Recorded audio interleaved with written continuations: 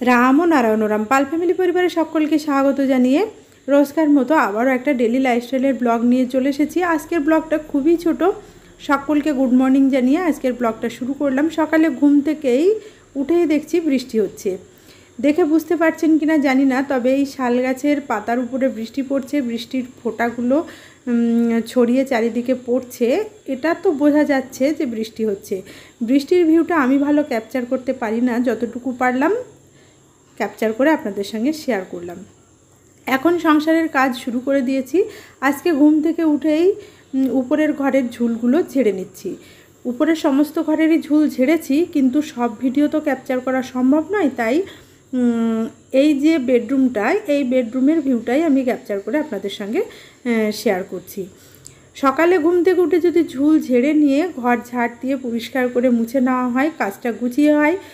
যদি আগে ঘর ঝাড় দিয়ে পরিষ্কার করে ফ্রেশ হয়ে নিয়ে পরে ঝুল ঝাড়তে আসি তাহলে কিন্তু অসুবিধা হয়ে যায়। আর সকালে ঘর পরিষ্কার না করলে আমার হবে না, কারণ আমি তো 10:30টার মধ্যে স্কুলের উদ্দেশ্যে বেরিয়ে যাই। তাই আমি যেদিনই ঝুল ঝাড়ি, রবিবার বাদে আমি সকালে ঘুম থেকে উঠেই প্রথমে ঝুলটা ঝেড়ে নিই। সেই মতো আজকেও ঝেড়ে নিলাম। তারপর জানালাগুলোও পরিষ্কার করে নিচ্ছি। জানালাগুলোতে বেশি ঝুল নেই, প্রায় দিনই বৃষ্টি হচ্ছে, সেহেতু জানালার গ্রিলটা কোনোই নোংরা ছিল না, তবে কপাটগুলোতে একটু সামান্য ঝুল হয়েছিল, তাই ঝেড়ে নিলাম। তারপর ঘরগুলো পরিষ্কার করে ঝাড় দিয়ে নিচ্ছি। আজকে তো এই বেডরুমে ঠাকুরের সিংহাসন নেই। গতকাল এই ঘর থেকে সিংহাসন পাশের ঘরে নিয়ে গিয়ে সেট করেছিলাম। আজকে মনটা বেশ খুশি খুশি লাগছে, কারণ বেডরুমে ঠাকুরকে রাখতে আমার মন থেকে ঠিক ইচ্ছা থাকে না, যদিও তবুও বাধ্য হয়েছিলাম রাখতে। যাই হোক, ঠাকুরকে এই যে পাশের ঘরেরটাই সেট করে মনে বেশ শান্তি এসেছে। এখন এই ঘরটাও ঝাড় দিয়ে মুছে নিচ্ছি।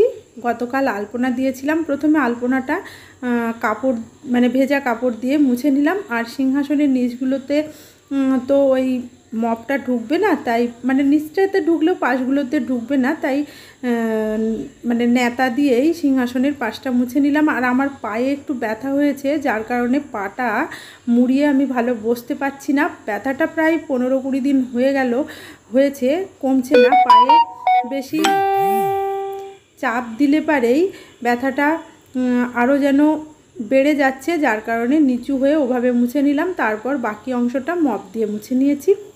দুটো ঘর, বারান্দা সমস্ত উপরের মুছে রেখে এখন নিচের ঘরে চলে এসেছি। নিচের বেডরুমগুলোও সমস্ত মুছে নিয়ে নিজে ফ্রেশ হয়ে নিয়েছি। তারপর এই ঘরের বেডরুমের বেডের চাদরটা চেঞ্জ করব বলে মনস্থির করেছি। এই চাদরটা পেতে দেবো, তবে তার আগে চাটা বসিয়ে রেখে আসলাম। এসেই এই ঘরের বেডরুমের বেড কভারটা চেঞ্জ করে নিচ্ছি। আজকে কাচা হবে না, যদিও ভাবছি আগামী দিন কেচে নেব।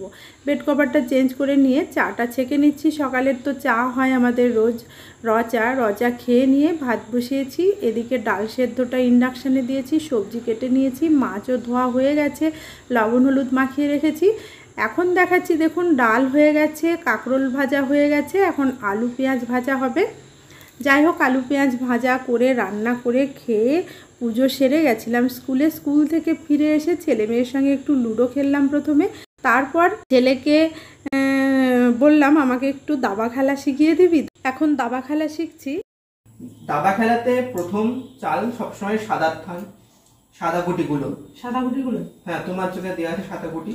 তোমাকে যেরকম আমি এখন ঘোড়ার চাল, হাতির চাল, মন্ত্রীর চাল শিখিয়েছি, তুমি সেভাবে ঘোড়ার চালটাকে দাও তো।